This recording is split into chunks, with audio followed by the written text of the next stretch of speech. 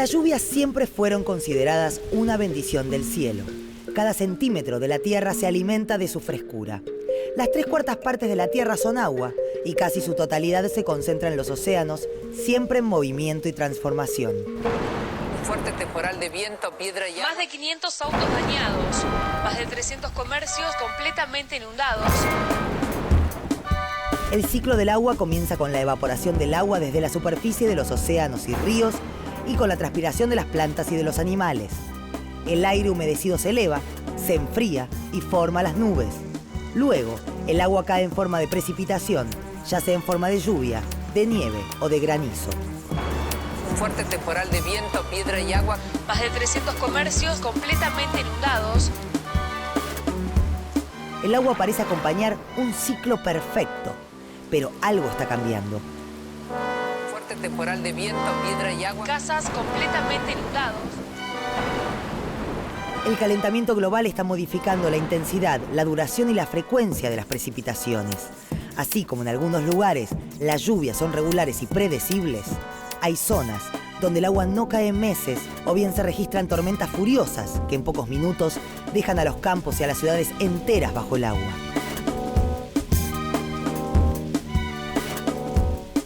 ¿Por qué las lluvias dejaron de ser una bendición para ponernos en estado de alerta? ¿De qué manera el cambio climático está modificando la vida en la Tierra?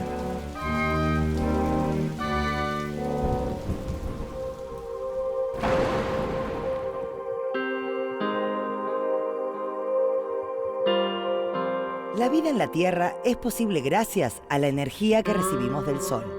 La atmósfera permite la entrada de rayos solares que calientan la Tierra. Esta, al calentarse, también emite calor. Algunos gases en la atmósfera impiden que se escape todo el calor hacia el espacio y lo devuelven al planeta. Este fenómeno, llamado efecto invernadero, es lo que permite, entre otras cosas, nuestra existencia. Pero, si la atmósfera retiene demasiado calor, la temperatura del planeta aumenta y produce una consecuencia tan peligrosa como indeseada: el cambio climático.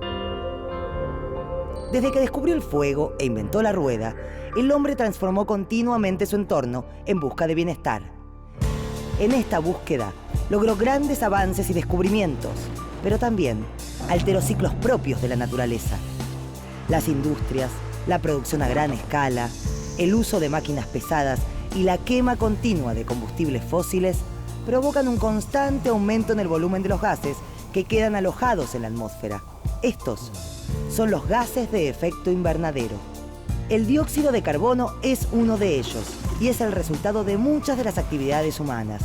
Desde pequeñas acciones cotidianas como dejar una luz encendida hasta desastres ambientales como los incendios forestales, todos son parte de una cadena de contaminación global que puede poner en peligro el futuro de la vida en la Tierra. Las causas y consecuencias del calentamiento global son muchas y están vinculadas entre sí. Cada una aporta alteraciones o sufre los efectos de las demás. Cada una debe ser pensada como un punto en un delicado tejido global del que depende nuestra existencia.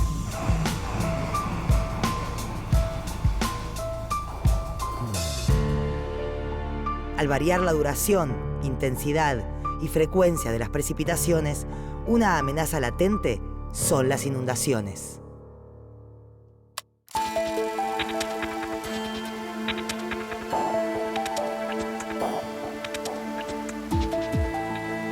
Las inundaciones son uno de los fenómenos de mayor impacto en la vida de las personas. No solo pueden ocasionar la pérdida de vidas y grandes daños económicos, sino que pueden alterar por completo la economía de una región. El caudal de los ríos es normalmente variable y en ciertas regiones los desbordes son considerados normales y habituales. Ocurren año tras año y tanto la vegetación como los animales han sabido adaptarse y obtener los beneficios de suelos más ricos. Pero en la mayoría de los casos, las inundaciones son impredecibles. De las variables que inciden en las inundaciones, las que son más influidas por el cambio climático son el aumento de intensidad, la duración y la frecuencia de las lluvias.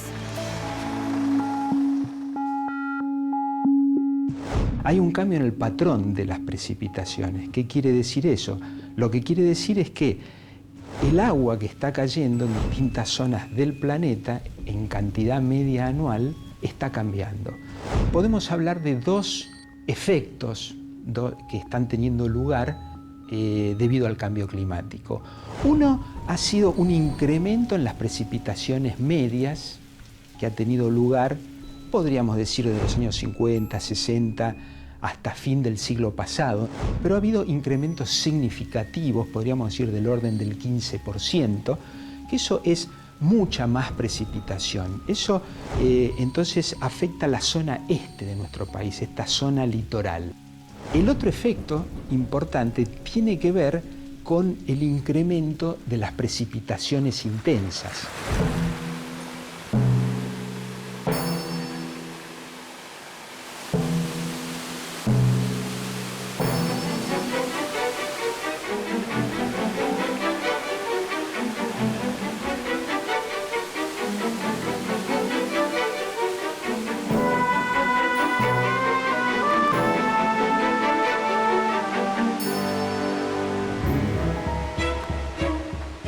El sudeste de Sudamérica es una de las regiones del mundo que se ha visto más impactada con respecto al cambio climático. En esta región está incluida la Cuenca del Plata, una de las más grandes del mundo en términos de extensión. En las últimas décadas la precipitación aumentó en forma significativa.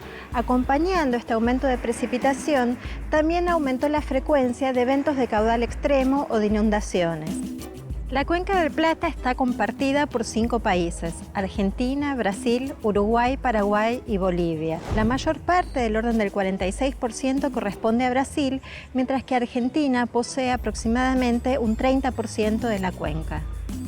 Cubre un área de aproximadamente 3 millones de kilómetros cuadrados y sus ríos más importantes son el río Paraná y, en segundo término, el río Uruguay. Si analizamos la década del 90 en el río Uruguay, lo que vamos a encontrar es que ocurrieron 10 eventos de caudal importante o de inundación, mientras que en la década del 50 ocurrieron solo 3 casos. Si hacemos la misma comparación para el río Paraná en la ciudad de Corrientes, lo que vamos a encontrar es que en la década del 90 también ocurrieron 10 casos de inundaciones significativas, mientras que en la década del 50 ocurrió un único caso de esas mismas características.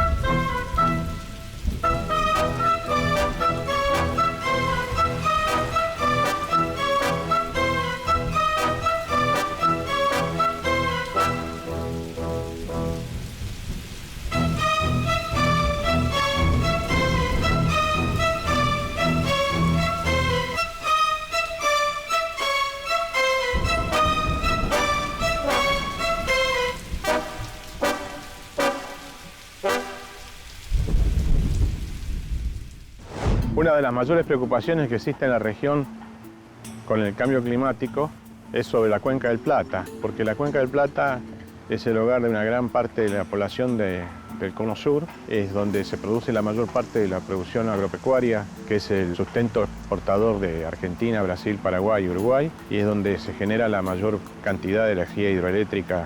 Habiendo mayor temperatura en la atmósfera, esta puede contener más agua y eso se traduce entonces en mayor energía en las tormentas. Estas tormentas severas han causado perjuicios a todo el país, no solo la Cuenca del Plata, y han ocurrido con frecuencia y en todas las zonas, desde Tartagal hasta Neuquén.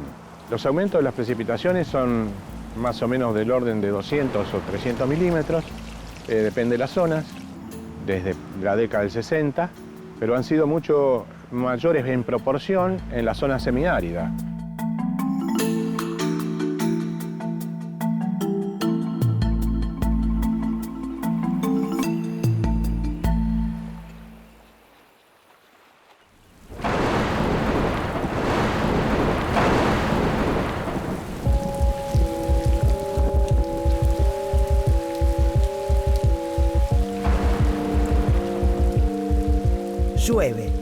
Llueve en el campo y en la ciudad.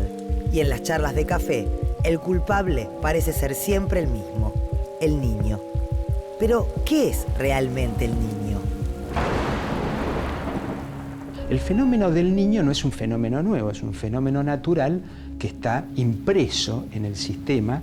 Es una corriente que se forma de alguna manera en interacción estrecha con la atmósfera. Es relativamente periódico en el tiempo. Y cuando nosotros estamos hablando tanto del Niño en su relación al cambio climático, nos estamos refiriendo a que están apareciendo corrientes del Niño muy intensas. Cuando el Niño sobre todo es muy intenso, tenemos mayor precipitación en nuestra zona húmeda.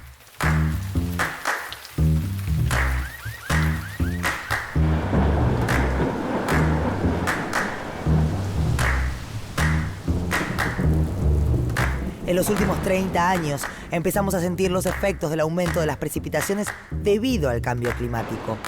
Las precipitaciones medias aumentaron en el noreste del país y en la zona oeste que bordea a la región húmeda tradicional. También se registró un aumento de las precipitaciones extremas al este y en la zona central de Argentina. Esto ha cambiado las tendencias históricas. A partir de los años 70, las precipitaciones extremas aumentaron su frecuencia. Basta con recordar el récord histórico de lluvias del año 2001. En la ciudad de Buenos Aires, los resultados se vieron en cuestión de minutos. La capital argentina se ve afectada por un temporal de lluvia. Anoche el agua llegó incluso a tapar varias calles. El Servicio Meteorológico mantiene una alerta de más lluvia sobre el área metropolitana. En la provincia de Buenos Aires quedaron bajo el agua casi 2 millones de hectáreas, es decir, 100 veces la capital federal. Las inundaciones son en realidad un fenómeno natural al que nosotros hemos de alguna manera influenciado a través de nuestro propio desarrollo, ya sea en la ciudad, el desarrollo de las ciudades o lo que es el campo. Podemos distinguir entre lo que es el efecto directo, es decir, cuando la precipitación cae en el propio lugar, entonces nos puede producir inundaciones porque se nos acumula en ese lugar, o lo que puede significar el desborde del río, por ejemplo, al que estamos adyacentes. Y eso en general viene porque hubo un aumento de las precipitaciones en lo que se llama la cuenca imbrífera del río, es decir, donde nace, que es donde cae, donde se alimenta de agua. En los últimos 30 años, la frecuencia de las precipitaciones y de las inundaciones alcanzaron niveles nunca antes imaginados. El río Paraguay es un ejemplo. En menos de 20 años sufrió 3 grandes crecidas y los daños afectaron la vida de más de 200.000 personas. Si bien a nivel mundial los grandes centros urbanos tienden a ubicarse en zonas elevadas, muchas veces los habitantes que se incorporan a la fisonomía de la ciudad ocupan zonas bajas que bordean los cursos de agua, áreas fácilmente inundables. En el caso de Brasil, las construcciones en los morros también aumentan los riesgos. Año tras año, el inmenso caudal de lluvias provoca el deslizamiento de tierras con importantes pérdidas humanas, económicas y ambientales.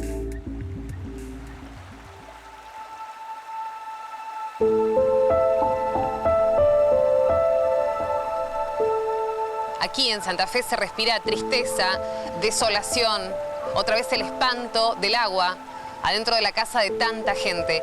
Esta vez no es el río Salado, esta vez es la lluvia. Desde la primera hora de la madrugada la gente está sacando como puede lo que tiene. Desolación absoluta, eso es lo que pasa hoy en la ciudad de Santa Fe, a casi 4 años de la peor inundación que se recuerde. El río Uruguay experimenta la mayor crecida de los últimos 20 años, unos 26.000 milímetros cúbicos por segundo, cerca de su máximo histórico. La inundación provocó 3 muertes en el Chaco, donde suman 3.500 los evacuados.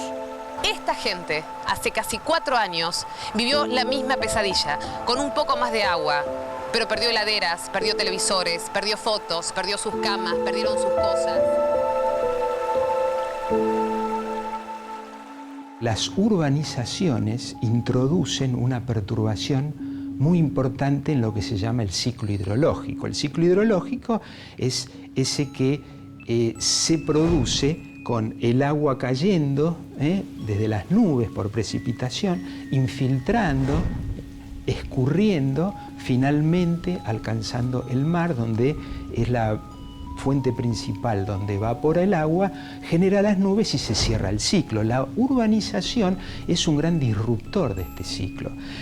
El primer efecto importante es la enorme impermeabilización que introduce en la superficie, con lo cual ya la infiltración se reduce fuertemente.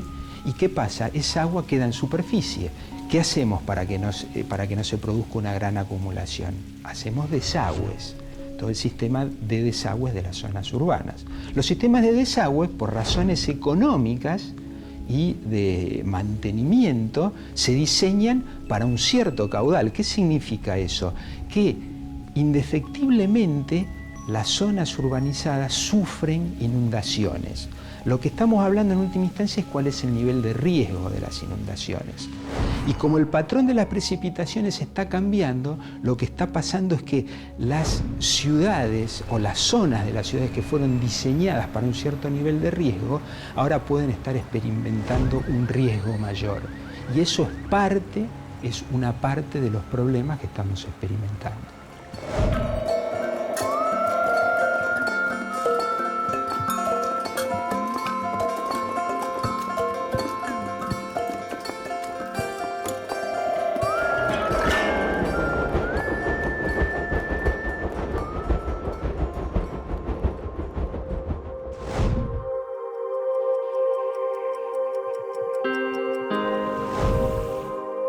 El cambio climático es producto de una compleja combinación de factores a nivel mundial. Si bien existen impactos que no son posibles de remediar, todavía hay tiempo de atenuar ciertos efectos a través de la aplicación de legislaciones internacionales, políticas estatales e incluso acciones individuales. En otros casos, se trata de saber adaptarse a una nueva realidad.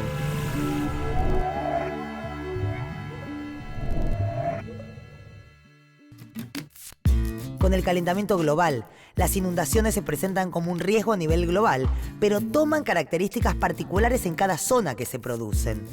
Es por eso que se hace imposible aplicar políticas globalizadas.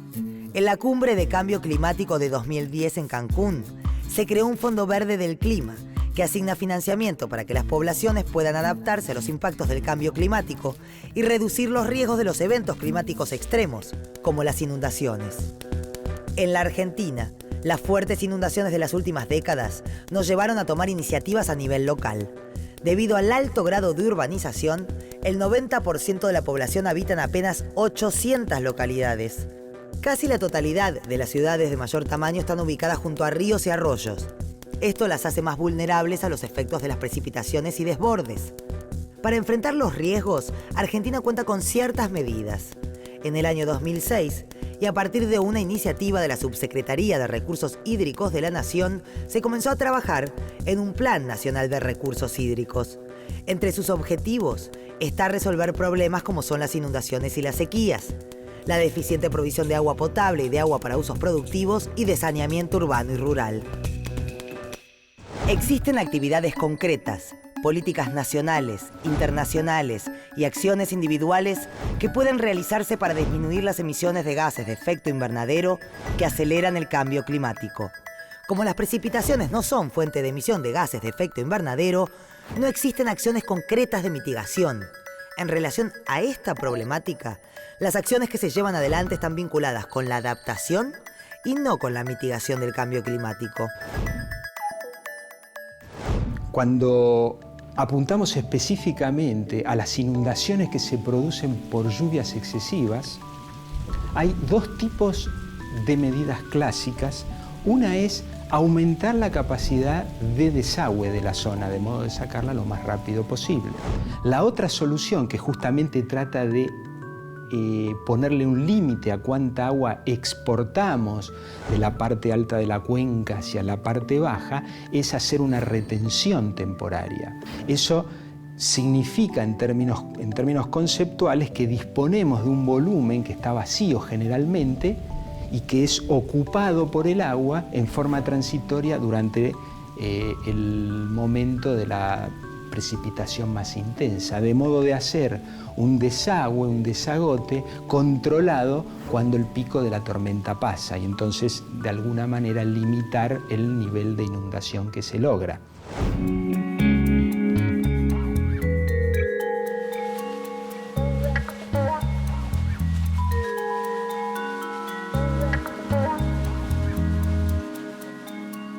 conjunto de medidas que pueden ser tomadas para prevenirse y hacer frente a los posibles daños o los impactos negativos asociados a las inundaciones.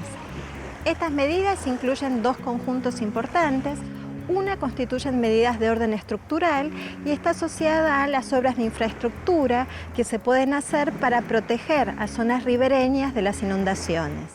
En el caso de otro conjunto de medidas, ya son de orden normativo y tendrá que ver con el uso que se le puede dar a los espacios, también en las zonas de los márgenes de los ríos, de forma que se pueda determinar si ese espacio podrá ser utilizado para fines recreativos o para localización de población, para que, en caso de una crecida importante, los impactos con respecto a los daños o la necesidad de evacuación de personas sean mínimos.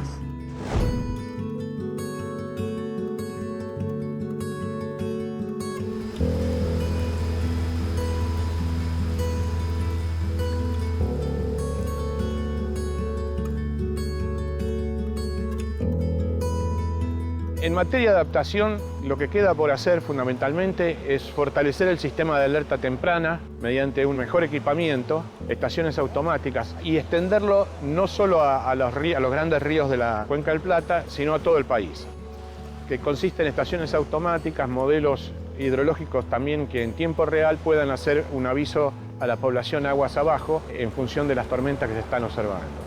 Un instrumento importantísimo en este esquema es el radar meteorológico. Tenemos 4 o 5 radares meteorológicos en el país.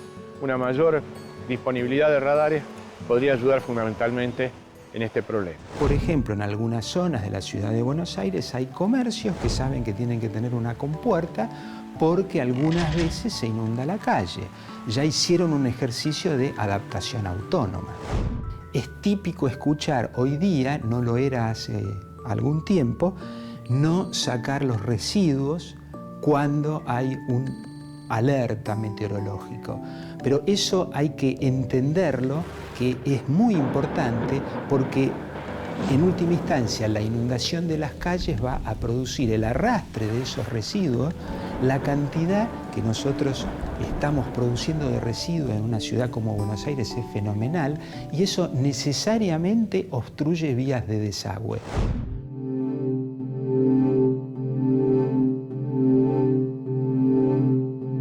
El aumento de la frecuencia, intensidad y duración de las precipitaciones y las inundaciones se consideran impactos del cambio climático. El problema es que por lo general solo se toma conciencia de la magnitud de estos desastres cuando ocurren. Con las inundaciones, las pérdidas se miden en vidas humanas, en infraestructura, en cultivos y ganado perdido, en el deterioro del suelo, en la contaminación del agua, en destrucción de redes de comunicación y medios de transporte, en problemas de higiene y de transmisión de enfermedades. Ciertas prácticas locales pueden ayudarnos a prevenir el impacto de las inundaciones. Más allá de las medidas nacionales e internacionales que pueden adoptarse para reducir el impacto de las inundaciones, hay ciertas acciones individuales que pueden aplicarse en la vida cotidiana. El cambio climático es una realidad. Por eso es fundamental que los países logren adaptarse a los impactos que ya estamos sufriendo y también a los que están por venir.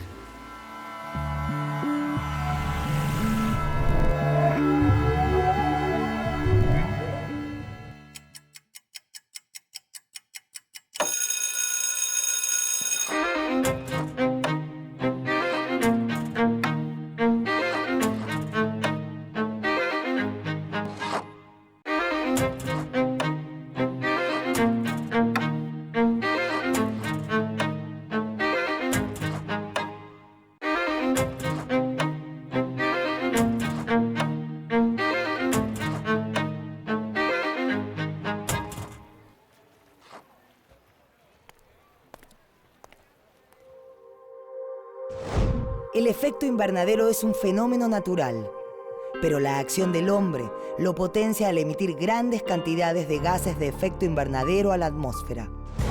Esto produce un calentamiento de la Tierra y un cambio en el clima a nivel mundial. No existen soluciones mágicas ni inmediatas. Las políticas impulsadas por los gobiernos solo pueden tener éxito en la medida que tomemos conciencia, que nos comprometamos.